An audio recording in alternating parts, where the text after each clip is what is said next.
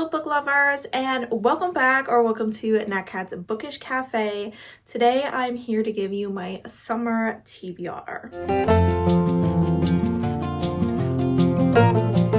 Alright guys, May is coming to an end, so we are creeping into those summer months. So this TBR will be used for June, July, and August. As always, I am choosing 6 physical books off of my physical TBR in hopes that I read on average about 2 of those a month.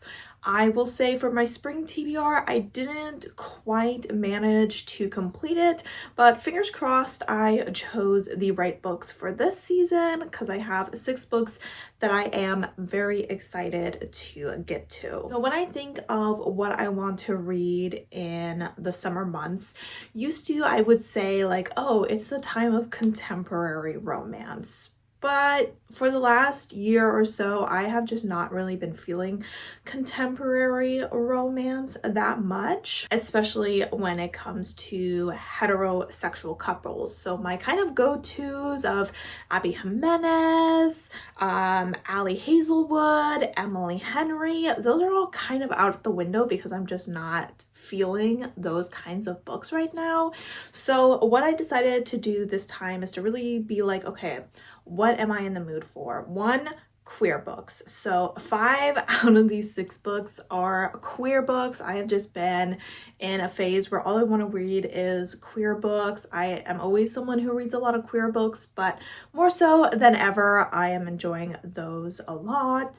On top of that, I think I really need just more fun, light, less serious stories. I realized after reading Sunrise on the Reaping by Suzanne Collins that I might be a little bit burned out on books that are heavy on the social commentary, just because life be stressful right now when it comes to the real world. So I think I chose some fun stories that I will really be able to lose myself in over the next few months. So without further ado, let's go ahead and get into them. I believe the majority of them are actually young adults.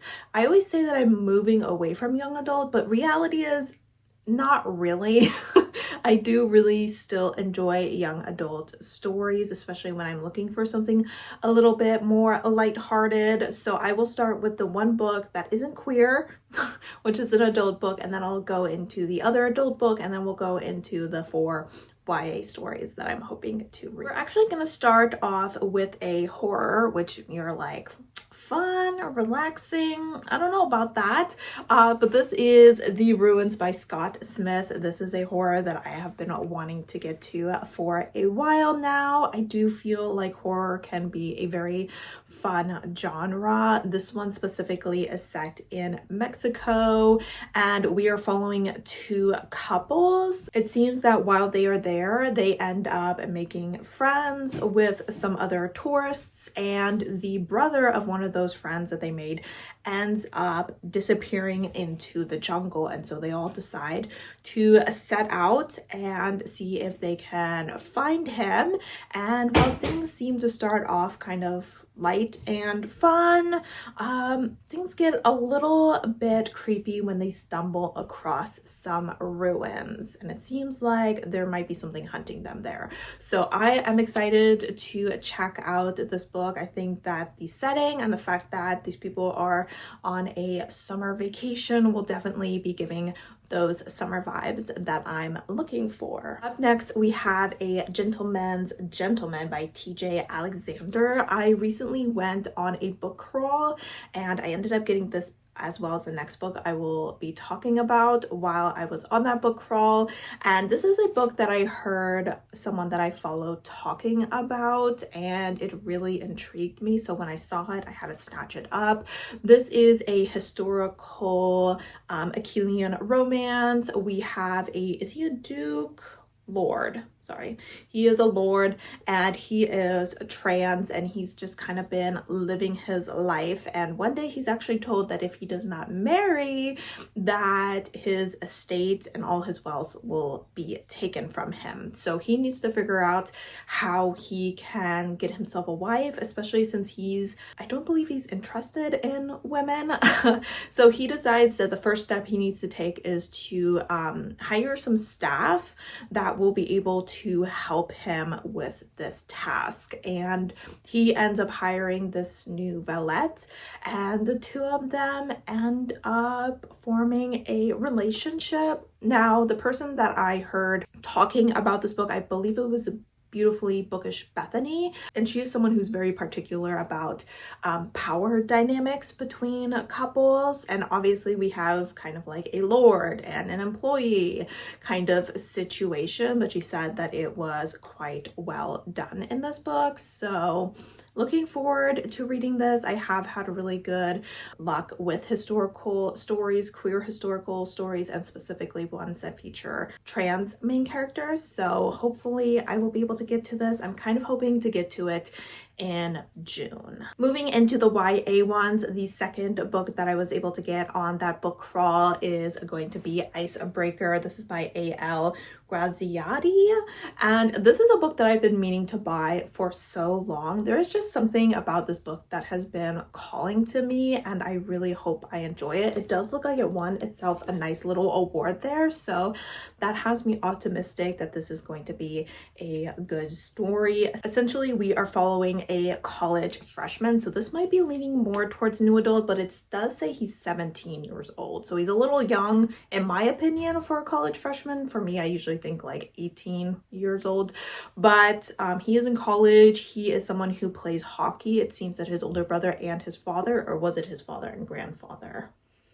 Yeah, sorry, his father and his grandfather were both very famous hockey players, and so he is definitely looking to follow in their footsteps, and he is hoping to get kind of one of those top spots on the team. But it seems there is one other player who is really a threat to his position as the best player. So this is going to be like a rivals to lovers situation. So I am really excited to check this out. I haven't read too many hockey romances. I know hockey romances were like really big. I think I read Him. I didn't love it. And then I read Pucking Around, I think is what it was called, the poly one. And that one I enjoyed a little bit more, despite the fact that it was, you know, too long. But I am excited to go ahead and check this out. I'm hoping that it is a very sweet time. Talking about poly, the next book is going to be Road to Ruin by Hannah Lee. This is a post-apocalyptic story. In this book, we are following a messenger of sorts. She kind of drives between different towns through these wastelands, and one of her main employers, I guess you could say, is this princess and prince that have been sending love letters to each other, and she has actually, through the course of her interactions with them, fallen in love with both of them as well. And I believe at some point during this book something happens where all three of them find each other together, and I do believe that it is a romance between the three of them. I have really been enjoying post-apocalyptic stories, and I am a fan of poly romances, so I am excited to go ahead and check this one out and see what I think. Up next on my list, we are going to have Canto Contigo by Johnny Garza Villa. This is the author of, what is it, Santi and Ander were here?